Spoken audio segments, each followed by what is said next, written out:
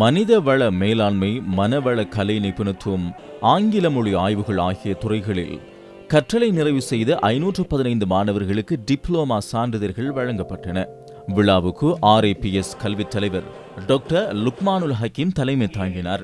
சிறப்பு அதிதியாக பேராசிரியர் தம்போ மங்களேஸ்வரன் கலந்து கொண்டார்.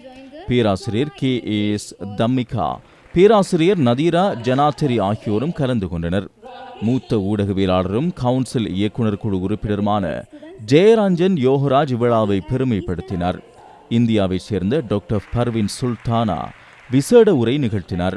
அவர் தனது ஊக்கமளிக்கும் முறையில் கற்றல் பழக்கங்கள், தன்னிச்சையான தகவல் தேடல் மற்றும் அனுபவம், சிந்தித்தல் போன்ற விடயங்களில் முக்கியத்துவத்தை வலியுறுத்தினார். தொடர்ச்சியான இடைநிறுத்தாத கற்றல் நடைமுறை அனுபவத்தின் அவசியம் மற்றும் ஒருவரது தகுதிகளை அன்றாட வாழ்க்கையில் பயன்படுத்தும் திறன் பற்றி மூத்த ஊடகவியலாளர் ஜெயரஞ்சன் யோகராஜ் உரையாற்றினார்.